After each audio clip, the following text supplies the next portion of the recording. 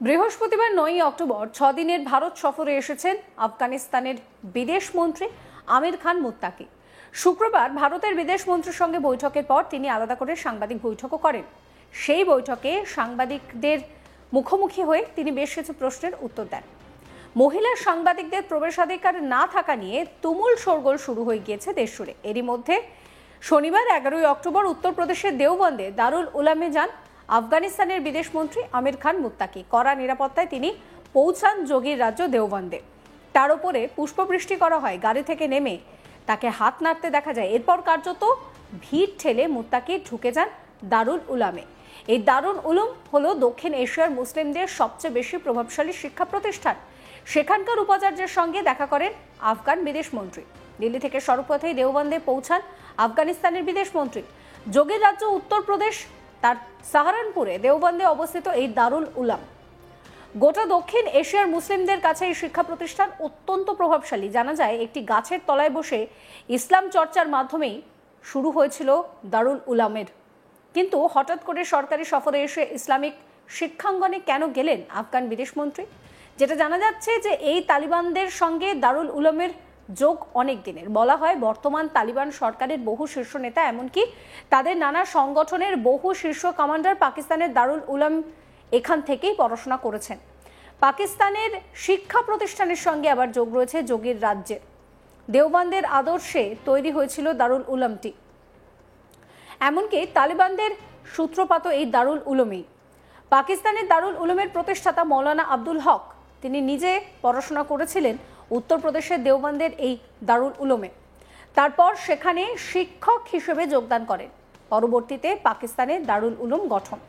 আর এই আব্দুল হকের পুত্র সামিউল হক হলেন তালিবানের জনক। শনিবার দেওবন্দে দারুল উলুমে আফগান বিদেশ মন্ত্রী আমির খান মুত্তাকিকে অভ্যর্থনা জানান দারুল উলুমের উপাচার্য আবুল কাসিম নোমানি। এছাড়াও তার সঙ্গে উপস্থিত ছিলেন সভাপতি সহ অন্যান্য পদস্থ কর্তারা। এই অভ্যর্থনায় স্বভাবতই খুশি হন আফগান বিদেশ মন্ত্রী। তার কথায়, আমরা আফগান দূতদের পাঠাবো, আমরা আশা করছি আপনারাও কাবুলে আসবেন। এইভাবেই দিল্লির সঙ্গে আমাদের সম্পর্ক মজবুত হবে। কি বলছেন আমির খান মুত্তাকি, শোনাবো। अल्हम्दुलिल्लाह बहुत अच्छा सफ़र है और उलमाए देवबंद, तलबाए देवबंद, बल्कि सारे इलाके के लोग आया है। मैं इसके मशकूर हूँ। उन्होंने बहुत अच्छा इस्तकबाल किया और उन्होंने ज़्यादा मेहमान नवाजी किया। ज़ाहिर है कि उलमा और तलबा के दरमियान वाबस्तगी बहुत तारीख़ी है, इसलिए मैं आप हज़रात और देवबंद का काबिरीन और इलाके के जो उलमा है, तलबा है और आवाम है, सबका मशकूर हूँ। প্রসঙ্গত বৃহস্পতিবার 9 অক্টোবর 7 দিনের ভারত সফরে এসেছেন আফগানিস্তানের বিদেশমন্ত্রী আমির খান মুত্তাকি। শুক্রবার 10 অক্টোবর তার সাংবাদিক বৈঠকে মহিলা সাংবাদিকদের ঢুকতে দেওয়া হয়নি। এই ঘটনায় প্রবল সমালোচনার ঝড় দেশ জুড়ে। আফগানিস্তানের তালিবান মন্ত্রীকে সন্তুষ্ট করতেই এই পদক্ষেপ করা হয় বলে অভিযোগ। কেন্দ্র সরকারের বিরুদ্ধে ক্ষোভ উগরে দেন বিরোধীরা। কংগ্রেস নেত্রী প্রিয়াঙ্কা গান্ধী এক্স হ্যান্ডেলে এ বিষয় নিয়ে নরেন্দ্র মোদীকে একহাত নিয়েছেন। তিনি লিখেছেন, ভারতের প্রধানমন্ত্রী নরেন্দ্র মোদীজি ভারত সফরে তালিবান প্রতিনিধি সাংবাদিক মহিলা সম্মেলন থেকে মহিলা সাংবাদিকদের অপসারণের বিষয়টায় আপনার অবস্থান স্পষ্ট করুন। যদি নারীর অধিকারের প্রতি আপনার স্বীকৃতি কেবল এক নির্বাচন থেকে অন্য নির্বাচন পর্যন্ত সুবিধাজনক ভঙ্গিমায় প্রকাশ না করে, তাহলে ভারতের সবচেয়ে যোগ্য কিছু নারীর প্রতি এই অপমান কিভাবে আমাদের দেশে অনুমোদিত হচ্ছে, যে দেশটির নারীরাই তার মেরুদণ্ড ও গর্ব। এই বিষয়ে এক্স হ্যান্ডেলে পোস্ট করেছেন বিরোধী দলনেতা, লোকসভার বিরোধী দলনেতা রাহুল গান্ধীও।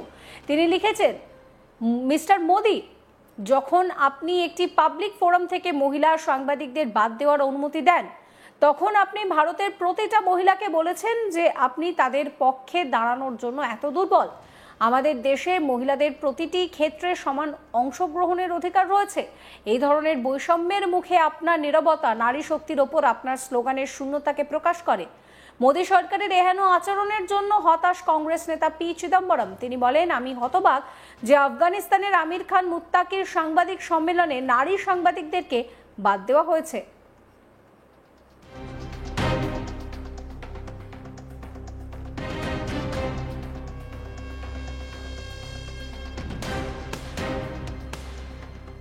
প্রসঙ্গত 2021 সালে আফগানিস্তানে তালিবান সরকার ক্ষমতায় আসার পরই মহিলাদের অধিকার খর্ব করা হয়। মহিলাদের একা বাড়ির বাইরে বেরোনো কার্যত নিষেধ করা হয়েছে। মেয়েদের স্কুল কলেজে যাওয়া, অফিসে কাজে বেরোনোর সমস্ত কিছুতেই নিষেধাজ্ঞা জারি করা হয়েছে। মহিলাদের প্রতি এই ধরনের কট্টর মনোভাব পোষণকারী তালিবান সরকারকে খুশি করার জন্যই কি এই সিদ্ধান্ত নেওয়া হলো, এই প্রশ্নই ঘুরে ফিরে আসছে। যদিও ভারত সরকার এই বিষয়ে সাফাই দিয়েছে, এই সাংবাদিক সম্মেলনে ভারত সরকারের কোনো ভূমিকাই ছিল না, তাই এর দায় সরকারের নয়। তবে বিরোধীরা আবার সরকারের এই দাবিতে খুশি নয়। তাদের মতে ভারতে কোনো প্রেস কনফারেন্স হলে দেশের সরকারকে তার দায় অবশ্যই নিতে হবে, তাই এক্ষেত্রে মোদী সরকারের দায় রয়েছে। তারা হস্তক্ষেপ করলে মহিলারা সাংবাদিক সম্মেলনে থাকার অধিকার পেতেন, এমনটা ঘটতই না। সুতরাং এই দায় মোদী সরকারকে নিতেই হবে দাবি করছেন তারা। প্রসঙ্গত আফগানিস্তানের বিদেশমন্ত্রীর এই সফর যথেষ্টই কিন্তু তাৎপর্যপূর্ণ। প্রসঙ্গত আফগানদের সাহস এবং ধৈর্যের পরীক্ষা নেওয়া উচিত নয়। যদি কেউ সেটা করে তবে সেই বিষয়টাকে কিন্তু ভালোভাবে দেখা হবে না।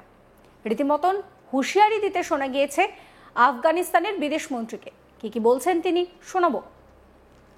हम जैसे हिंदुस्तान के साथ अच्छा ताल्लुकात चाहता है, पाकिस्तान के साथ भी अच्छा ताल्लुकात चाहता है, लेकिन ये ताल्लुकात दोनों तरफ से हो सकता है, एक तरफ से तो नहीं हो सकता है। इसलिए हमारा ख्वाहिश ये है कि ऐसा गलती को तकरार नहीं करना चाहिए। अफ़गानियों का हौसले नहीं आजमाया, उसको ज़्यादा छेड़ना अगर लोग करता है तो वो एक बार अंग्रेज़ से पूछे, फिर सोवियत यूनियन से पूछे, फिर अमेरिका से पूछे, फिर नाटो से पूछे, ताकि वो आपको थोड़ा सा समझाए कि भाई अफ़गानिस्तान के साथ ऐसा खेल करना ये अच्छा नहीं है। अफ़गानिस्तान का लोग, अफ़गानिस्तान का हुकूमत, अफ़गानिस्तान का जो मौजूदा सियासत है वो मुतवाज़िन सियासत है, वो सुलहामेज़ सियासत है, वो बिरादरी चाहता है, हम इक़्तिसादी रवाबित चाहता है, हम डिप्लोमेटिक रवाबित चाहता है। जब डिप्लोमेटिक रवाबित मौजूद है तो वही रास्तों से मुश्किल हल करना चाहिए।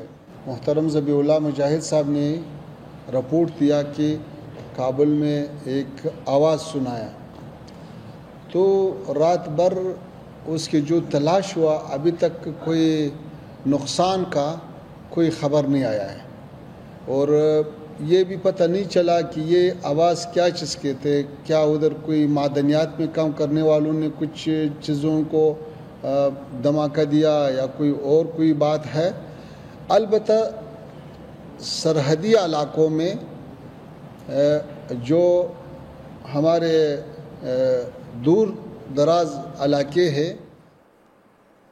সমস্ত খবরের আপডেটের জন্য আপনাদের নজর থাকুক আজ তাক বাংলায়। চ্যানেলটিকে সাবস্ক্রাইব করবেন, নোটিফিকেশন পেতে বেল আইকনে ক্লিক করবেন, ফলো করতে ভুলবেন না আজ তাক বাংলার হোয়াটসঅ্যাপ চ্যানেলও।